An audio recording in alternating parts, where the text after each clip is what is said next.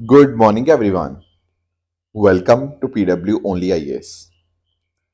दोस्तों, लगभग पिछले 20 दिन से सोनम वांगचुक जी जंतर मंतर में प्रोटेस्ट पे बैठे हैं एंड उनका कारण बहुत ही सिंपल सा है कि हमारे देश के एजुकेशन सिस्टम के अंदर रिफॉर्म्स आने चाहिए।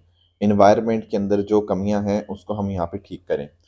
अब यहाँ पर देखो, नोटिस करो कि इनकी डिमांड बहुत ही लॉजिकल और बहुत ही सही डिमांड है, क्योंकि देखो, अगर अपने देश के एजुकेशन सिस्टम के अंदर हम अकाउंटेबिलिटी या जवाबदेही को तय नहीं करेंगे तो कैसे हम उसके अंदर सुधार लाने की कोशिश कर सकते हैं। पिछले कई सालों में हमने नोटिस किया कि ना जाने कितने पेपर लीक हुए। उन पेपर लीक होने की वजह से बच्चों की मानसिक स्थिति के ऊपर कितना बुरा प्रभाव पड़ा। राइट। अभी भी पेपर लीक हुए जा रहे हैं। हमने अभी रिसेंटली भी अलग अलग स्टेट्स के अंदर ये बात नोटिस करी। पर इन दी एंड होता क्या है कि हर बार पेपर लीक हो जाता है, उसके बाद कोई एक्शन नहीं होता, कोई ये रिस्पॉन्सिबिलिटी नहीं लेता इस चीज़ की, और ये जो चीज़ है आगे आगे चलती रहती है। और कई बच्चे ऐसे भी होते हैं जो इस वजह से जिनको अपनी जान गंवानी पड़ जाती है।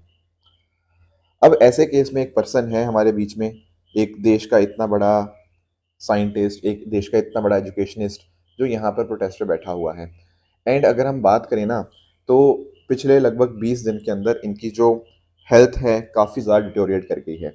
इतना लगातार अगर आप बिना कुछ खाए इतने दिन तक आप जी रहे हैं, तो उस केस में आपका जो मसल मास है वो यहाँ पे कम होने लग जाता है। डॉक्टर्स को यहाँ पे चिंता ये होने लगी है कि लगभग 9 किलो उनका जो वेट है वो यहाँ पे कम हो चुका है। एंड कहीं ऐसा ना हो कि आगे जाकर इनके ऑर्गन्स के ऊपर प्रभाव पड़ने लग जाए। तो इस वजह से दिल्ली हाई कोर्ट में यहाँ पर ये मुद्दा भी गया है। दिल्ली हाई कोर्ट ने सरकार को बोला है कि कंटिन्यूसली मॉनिटरिंग होती रहे, रेगुलरली उनका चेकअप यहाँ पे होता रहे, अगर ज़रूरत है तो उस केस में इंटरवीन भी करे, पर इनकी जान के ऊपर कोई खतरा नहीं आना चाहिए। देखो, उम्मीद यही है कि आने वाले दिनों के अंदर जल्दी से जल्दी जो सरकार है वो यहाँ पर इनसे बातचीत करेगी, इनकी जो डिमांड्स हैं उनसे डिस्कशन करके हमारे देश को एजुकेशन सिस्टम को बेहतर बनाने का जो कोशिश है उसको यहाँ पे किया जाएगा। आगे बढ़ने से पहले मैं आप सबको बता दूं कि हमारी टीम की तरफ से जो मॉनसून ऑफर्स दिए गए थे उनको एक्सटेंड किया गया है आप सबकी डिमांड के ऊपर। एंड अब आप बहुत ही कम दाम के अंदर हमारे सभी बैचेस, जैसे प्रहार 2027 के लिए, संकल्प बैच 2028 के लिए, और ऐसे ही प्रारंभ बैच 2029 के लिए आप यहाँ पे एक्सेस कर सकते हैं। सभी कोर्सेज के लिंक डिस्क्रिप्शन में है, वहां पर जाकर आप इन कोर्सेज को ज्वाइन कर सकते हैं। दोस्तों, डेट है आज की 17 जुलाई 2026 एंड आप सभी का स्वागत है आज के प्रीलिम बूस्टर न्यूज़ डिस्कशन में। स्टार्ट करने से पहले मैं आप सबको बता दूं कि हमारा जो सी सेट का बैच है वो यहाँ पर स्टार्ट हो चुका है। एंड जिन भी बच्चों को सी सेट में किसी भी प्रकार की कोई परेशानी आती है वो यहाँ पर इस सी सेट बैच का पार्ट यहाँ पे बन सकते हैं। इसके अंदर कंप्लीट कवरेज होगा, quant, reasoning, reading comprehension, communication skills, और प्रॉपर आपको यहाँ पे इसके साथ प्रैक्टिस के लिए DBPs, sectional test, full length test, ये सारी चीज़ें आपको यहाँ पे इसी के अंदर मिलेंगी। इसका जो लिंक है नीचे डिस्क्रिप्शन में दिया हुआ है, वहाँ पर जाकर आप इस कोर्स के अंदर खुद को एनरोल कर सकते हैं। चलिए स्टार्ट करते हैं। पहला जो टॉपिक आज हमें डिस्कस करना है वो है रवि दासियास जी के बारे में। देखो, सबसे पहले ये कम्युनिटी को पढ़ने से पहले मैं आपको गुरु रविदास जी के बारे में आपको बता देता हूँ। आप सब लोगों ने अपनी हिस्ट्री बुक्स के अंदर भक्ति मूवमेंट के बारे में पढ़ा है, राइट। तो दरअसल में गुरु रविदास जी ना, दरअसल में ये भक्ति सेंट ही थे। इन्होंने बहुत सारे जो अलग अलग आपके जो गीत हैं वो यहाँ पे कंपोज किए, अलग अलग अपने भगवान के लिए। यहाँ पे जो हम बात करते हैं हम्स की, उनको यहाँ पे इनके द्वारा कंपोज किया गया एंड वो सारी चीज़ें गुरु ग्रंथ साहिब के अंदर यहाँ पे इंक्लूडेड हैं। और इन्होंने लोगों को संदेश दिया सोशल जस्टिस का, इक्वालिटी का संदेश दिया। यहाँ पर इन्होंने अनटचेबिलिटी को पूरी तरह से यहाँ पे नकार दिया। और यहाँ पे जो कास्ट के बेसिस के ऊपर यहाँ पे हम देखते थे ना, ऊंच नीच वाली जो राजनीति होती है या ऊंच नीच वाली चीज़ें होती हैं, इसको इन्होंने पूरी तरह से यहाँ पे हटा दिया कि ऐसा कुछ नहीं है, सब लोग बराबर हैं, हमें इक्वालिटी के अंदर बिलीव करना चाहिए। Plus at the same time इन्होंने काम करने को, कि आप लोग काम करो, जैसे गुरु नानक देव जी ने भी बोला था ना कि किर्त करो, तो सेम चीज़ यहाँ पर इनके द्वारा भी यहाँ पे बताई गई है। इन्होंने ना, इनका एक मानना था बेगमपुरा के बारे में। बेगमपुरा, देखो पता क्या है, इन्होंने सोचा कि आगे जाके ना सोसाइटी एक ऐसी होगी जहाँ पर हर इंसान बिना किसी डर से, बिना कोई कास्ट डिस्क्रिमिनेशन के, किसी के साथ कोई इनजस्टिस नहीं होगा, ऐसी सोसाइटी का नाम दिया था बेगमपुरा। तो ये इनका एक विजन था। इसके अलावा इन्होंने बोला कि देखो, हमें डिवोशन के ऊपर फोकस ज़्यादा करना चाहिए, ना कि रिचुअल। जो कर्म कांड होते हैं ना, उनके अंदर हमें यहाँ पे नहीं फंसना, हमें यहाँ पे भगवान की सच्ची श्रद्धा के साथ यहाँ पे भक्ति करनी है। आप लोग मुझे एक सवाल का जवाब देना कि एक चलो ठीक है, चलो गुरु रामदास जयंती की जब बात करते हैं ना, तो इनका जो हम सेलिब्रेट करते हैं माघ पूर्णिमा के ऊपर, ठीक है, इनका जो बर्थ होता है हम यहाँ पे इनको सेलिब्रेट करते हैं माघ पूर्णिमा वाले दिन के ऊपर। अब पॉइंट पता क्या है, गुरु रविदास जी ने अपनी टीचिंग्स दी। अब इनकी टीचिंग्स जिन्होंने मानी उनको हम जानते हैं रविदासिया जी के, रविदासियास कम्युनिटी, ठीक है। अब पॉइंट पता क्या है, अभी फिलहाल हो रहा है सेंसस। सेंसस के अंदर ना जब आप अपना नाम दर्ज करते हैं तो उसमें ना एक कैटेगरी आती है रिलीजन की भी, और रिलीजन की कैटेगरी के अंदर ना अलग अलग प्रकार के ऑप्शंस होते हैं। उसके अलावा भी आप खुद अपनी तरफ से रिलीजन डाल सकते हो, जैसे ये हिंदू हो गए, मुस्लिम हो गया, क्रिश्चियन, सिख, बुद्धिस्ट, जैन, ये सब तो ऑटोमेटिकली वहाँ पे ऑप्शन आता है फिल करने का। पर इसके अलावा अगर आपका कोई और रिलीजन है तो आप उस रिलीजन को वहाँ पर मेंशन कर सकते हो। तो जैसे फॉर एग्जांपल, जैसे जो रविदासियां हैं ये बोलते हैं कि हमारा हिंदू धर्म में हमें काउंट मत करो, हमारा धर्म डिफरेंट है। तो पॉइंट ये आता है कि क्या ये सेंसस के अंदर अपना अलग से रिलीजन मेंशन कर सकते हैं? जवाब है हाँ, कर सकते हैं। बट ऐसा मत समझना कि इन्होंने नाम यहाँ पे अपने रविदासिया मेंशन कर दिया तो रविदासिया भारत में कोई रिलीजन हो जाएगा, ऐसा नहीं होगा। हमारे सेंसस में ना अगर ऐसा हुआ कि किसी ने कोई और धर्म का नाम लिखा है इन सब के अलावा, तो उसको हम अदर रिलीजन एंड परसुएशंस के अंदर यहाँ पे इंक्लूड कर लेते हैं। तो उनको अदर्स के अंतर्गत दिखाया जाता है। जैसे आप लोगों ने सेंसस का डेटा देखा होगा ना, तो उसमें पता लग जाता है कि 80% हिंदू हैं, इतने परसेंट मुस्लिम हैं, इतने परसेंट ये हैं, और उसमें ही फिर ये लिखा आ जाता है कि बाकी अदर्स, तो अदर्स के अंदर ही रविदासिया जो होंगे वो यहाँ पे इंक्लूड हो जाएंगे इस तरह से। तो इस तरह से आप यहाँ पे समझना। अब इसका मतलब ये मत समझना कि अगर सेंसस के अंदर आप अपना नाम लिख रहे हो इसका मतलब हमें यहाँ पे अलग धर्म मिल गया हमें, ऐसा कुछ नहीं है। आपका सिर्फ वहाँ पे नाम दर्ज हो रहा है, आपका रिलीजन दर्ज हो रहा है, आप जो मर्जी रिलीजन अपना वहाँ पे लिखो, दैट डज नॉट मीन कि वो रिलीजन इंडिया में हम यहाँ पे लीगल मान्यता उसकी मिल जाएगी, ऐसा नहीं होता, राइट। अब पॉइंट आता है कि ऐसा क्यों बोलते हैं कि हमारा धर्म अलग है, क्योंकि ऐसा रविदासिया का मानना है कि इनकी रिलीजियस आइडेंटिटी अलग है, इनकी रिलीजियस प्रैक्टिसेस अलग हैं। तो वर्शिप करने का तरीका, हमारे स्क्रिप्चर, सिंबल्स, रिलीजियस ट्रेडिशन, ये सब अलग है। तो अलग होने की वजह से ये चाहते हैं कि हमारा एक अलग से धर्म हो। समझे मेरी बात को? ये जो ज़्यादातर कम्युनिटी है आपको पंजाब के दोआबा रीजन के अंदर देखने को मिल जाती है, जैसे आपका जलंधर, होशियारपुर, कपूरथला, शहीद भगत सिंह नगर, पंजाब के कुछ बहुत ही फेमस डिस्ट्रिक्ट्स हैं ये, तो वहाँ पर मोस्टली देखने को मिलती है। और इनके कुछ लोग आपके यूरोप, नॉर्थ अमेरिका और यूनाइटेड किंगडम के अंदर भी यहाँ पे देखने को मिल जाएंगे। ये बेसिकली मेजरली दलित कम्युनिटी को यहाँ पे ज़्यादातर लोग बिलोंग करते हैं। पहले भी ऐसा डिमांड उठी थी कई बार कि अलग से धर्म इनको यहाँ पे बनाया जाए। इनफैक्ट इन्होंने खुद ही अपने बेसिस के ऊपर 2010 में खुद को अपना एक अलग धर्म यहाँ पे डिक्लेयर कर दिया था डेरा सचखंड बलान जी के द्वारा, एंड इस तरह से अपने आप को ये अलग कंसिडर करते हैं। इनकी जो होली बुक है उसका नाम है अमृतवाणी गुरु रविदास जी, जिसके अंदर आपको 200 हिम्स देखने को मिल जाएंगे गुरु रविदास जी के, और यहाँ पर ये कास्ट सिस्टम को रिजेक्ट करते हैं और मोटो है इनका जय गुरुदेव।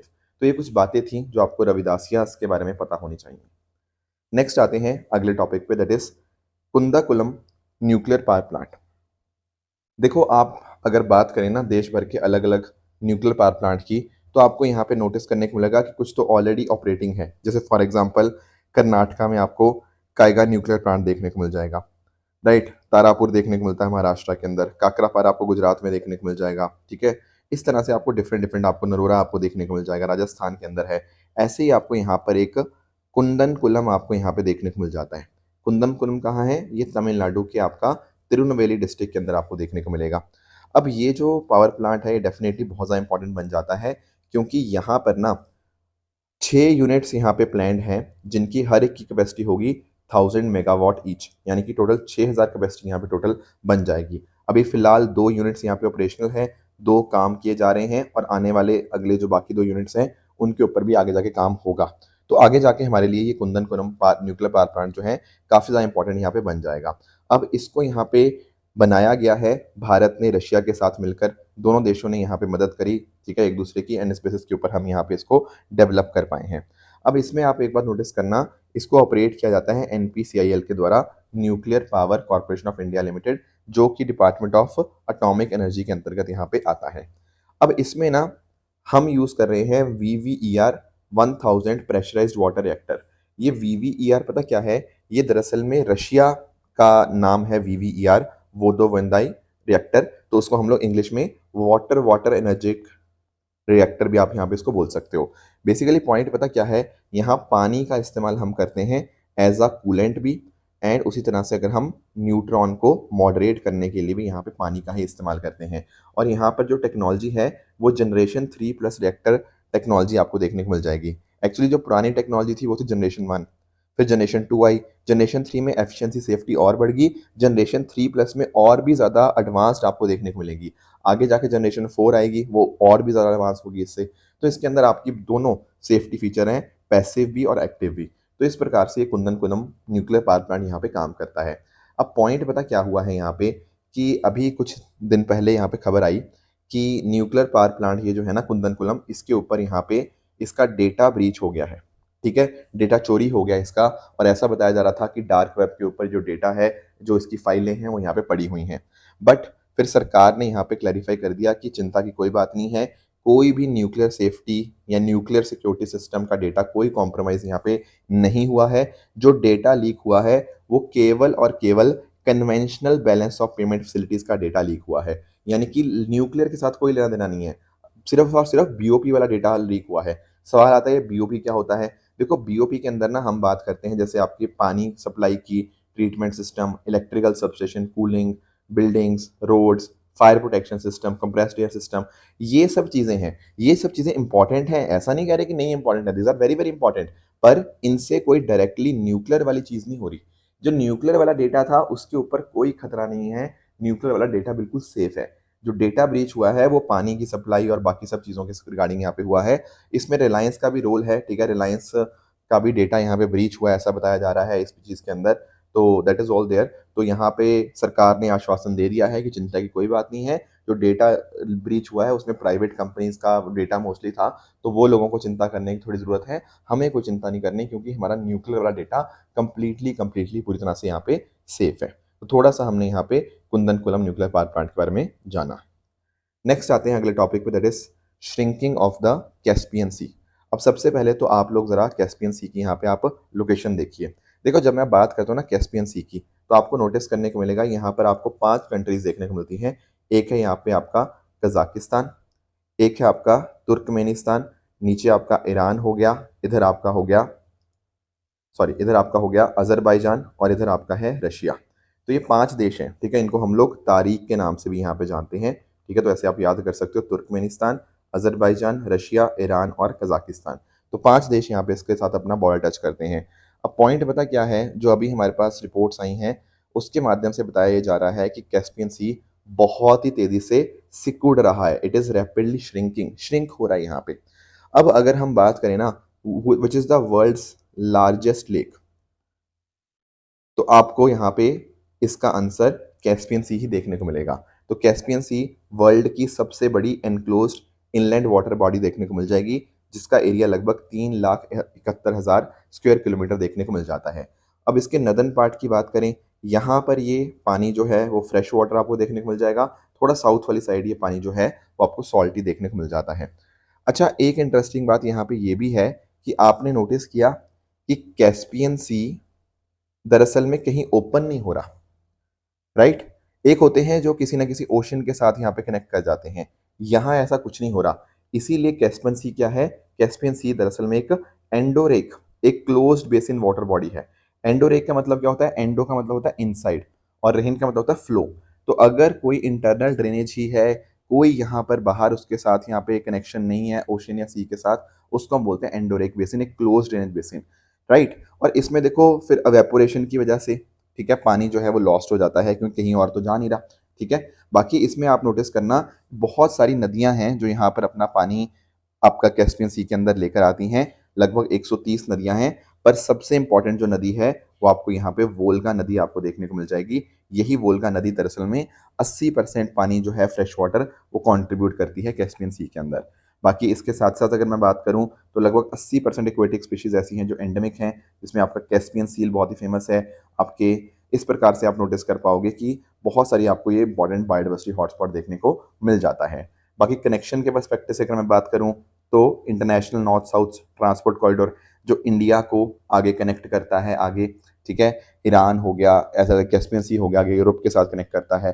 तो इस प्रकार से बहुत ज़्यादा इंपॉर्टेंट ये बन जाता है ट्रांसपोर्ट कॉरिडोर, और यहाँ पर आपको बहुत अच्छे खासे oil and natural gas reserves भी मिल जाते हैं। तो इसका तेज़ी से इस तरह से सिकुड़ना ये बहुत ज़्यादा चैलेंजिंग है हमारे इकोलॉजी के लिए भी, हमारे हाइड्रोलॉजी और अपने रीजनल सिक्योरिटी चैलेंजेस के लिए भी।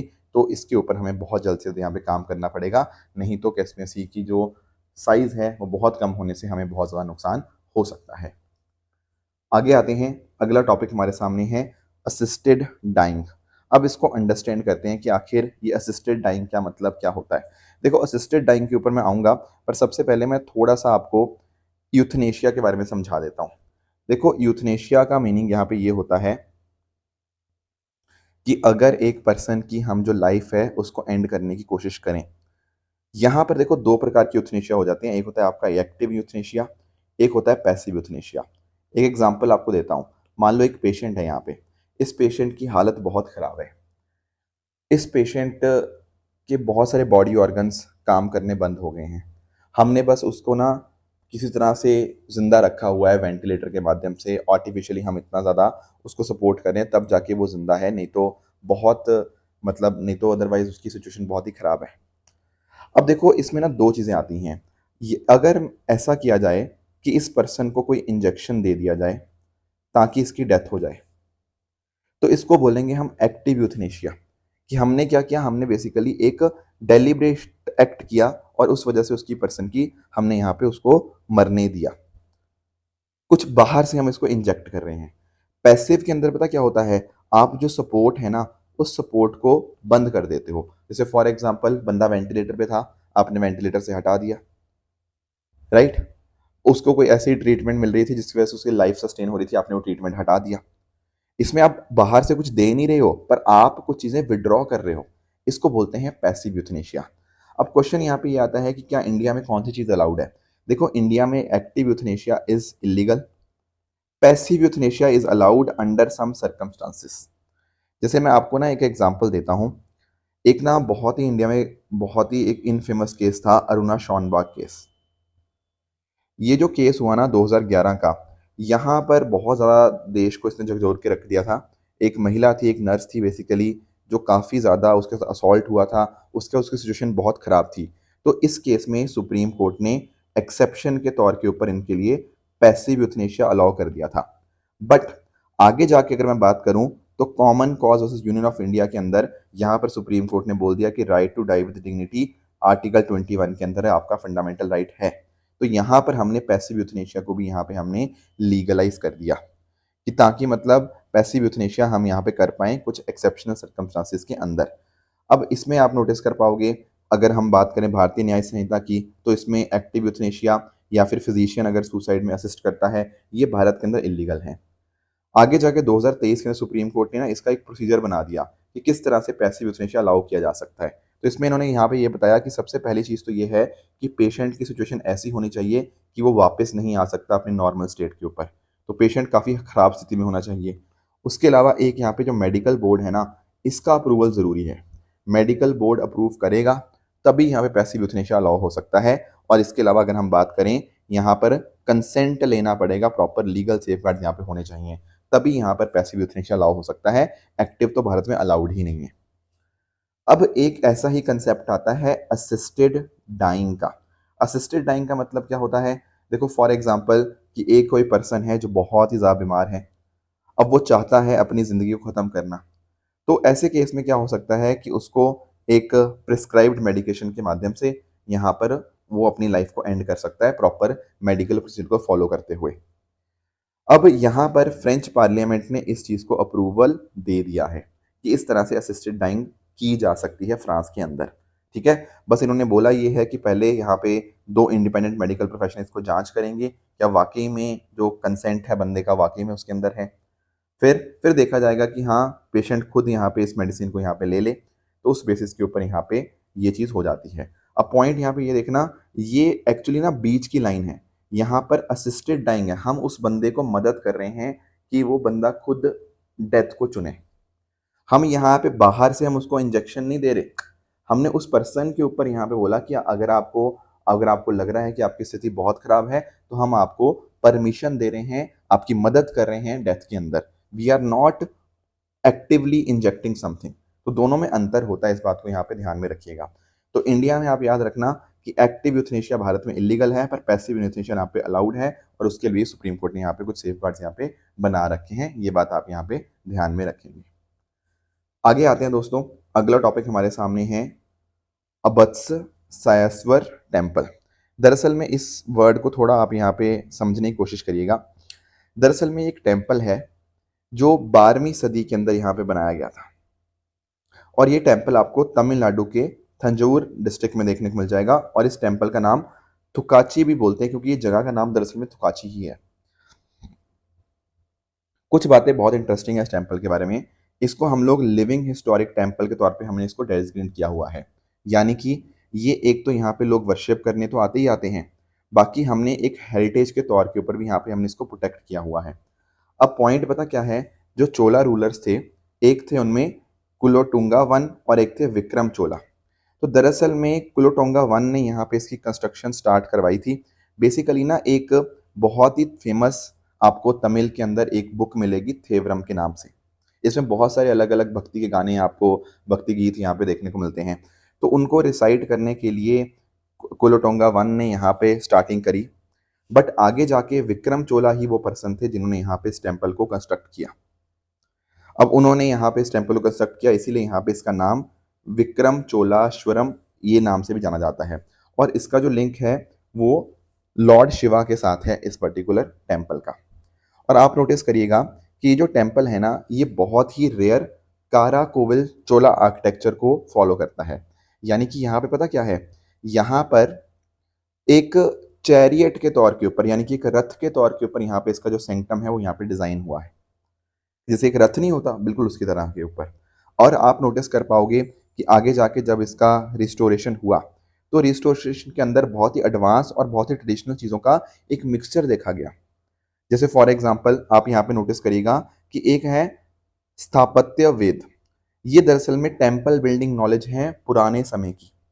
उसके अलावा अगम शास्त्र, यहाँ पर भी आप बात करते हो अलग अलग टेक्निक्स की, अलग अलग इंजीनियरिंग की, और इनको हमने आज के टाइम ड्रोन सर्वेस के साथ, डिजिटल मैपिंग के साथ, प्रिसीजन एनास्टोलिसिस के साथ, फोटोग्रामेट्री के साथ, यानी कि जो भी एडवांस चीज़ थी उनके साथ यहाँ पे कंबाइन किया।